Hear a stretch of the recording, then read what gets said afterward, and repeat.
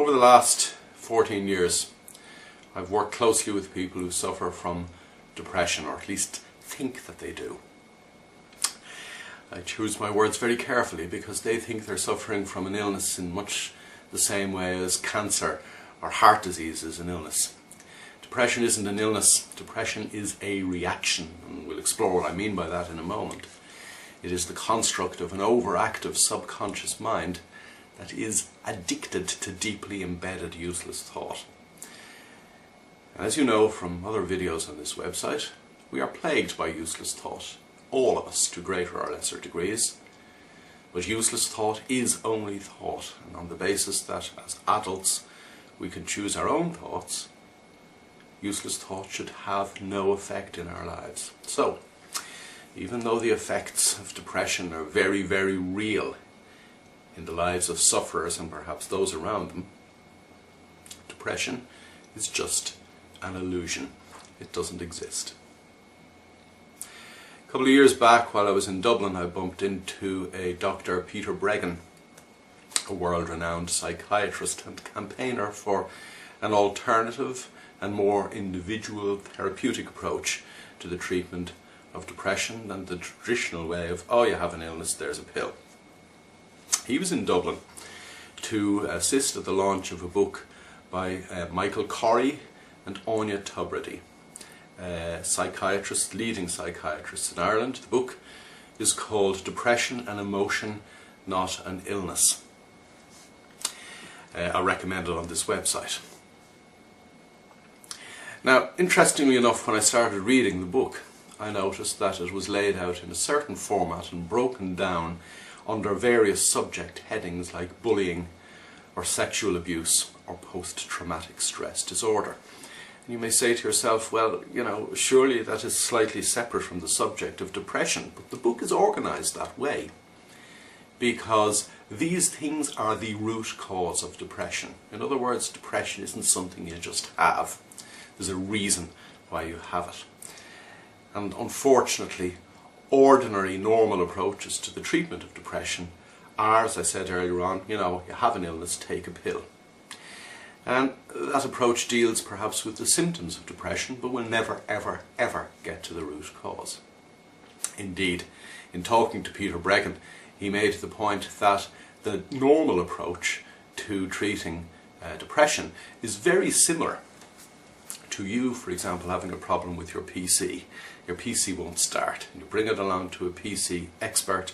The PC expert takes up the box, has a look at it, turns it on his back so that the little air conditioning vent is open, opens a pot of yogurt and pours it into the PC. Now, what would your reaction to that be?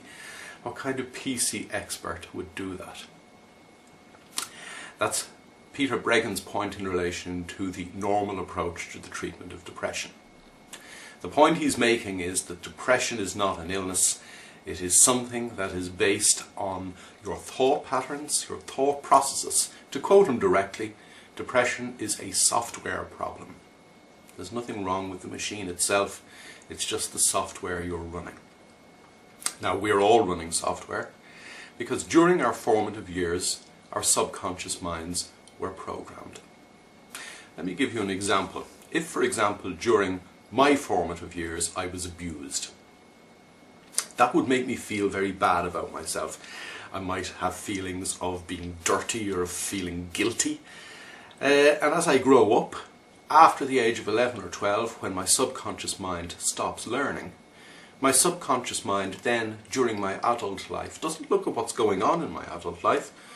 It looks at the things that I learned, the programs that I was programmed with during my formative years. Now, that's the same for everybody, but if I was abused as a child, obviously my programs are a little more in your face than normal programs. Now, the result of my subconscious mind here, now as an adult, focusing back on what happened to me and how I felt about myself at the time, could manifest itself in a variety of different ways. I might become an abuser myself. I might indulge in some kind of very inappropriate behaviour, and I'll deal with very inappropriate behaviour in another video. Or I might try to withdraw from what is going on around me, withdraw from the world, and to become depressed. I give you the example because it shows the link between cause, the abuse in the first place, and effect, my depression. What is the point of all this? The point of all this is what I said at the beginning. Depression is a reaction to the useless thought that my subconscious mind is obsessed with. Now, the subconscious mind is expert at reacting. The subconscious mind ensures that the normal adult, throughout the course of his normal or her normal everyday life, only reacts, and reacts automatically. This is what the subconscious mind does best. You'll know from other videos on this website that the subconscious mind doesn't react on the basis of what is actually going on in the here and now, in my adult life. It reacts on the basis of what it thinks is going on, based on the fact that it is looking at my old programming, in this case, something that is making me depressed. Ultimately, all I'm saying is that depression is an obsession with useless thought, and as adults we can change our thoughts.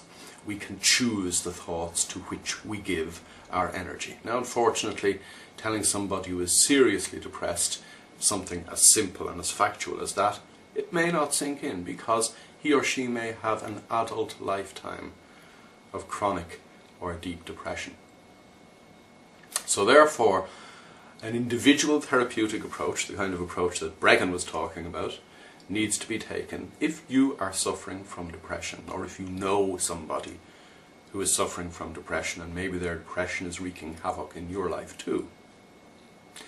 You need to ensure that you look down a path of finding a solution to that depression inside rather than outside.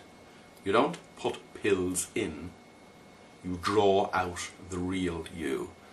The one that was there before the programming was put on your subconscious mind that has led to depression in your adult life. Now, in my view, and it's based on experience over the last 14 years as well, in my view, the best approach to the treatment of this illusion of depression is meditation. You may find that strange, but meditation, to quote the Buddha, is an end to all suffering. In the case of people who are suffering from depression, I believe that the most appropriate form of meditation is individual, guided meditation, at least in the initial stages. So that the individual who is suffering from depression can have a tailored program of meditation built around his or her needs, to ensure that they actually commit to doing this, because the road may be long.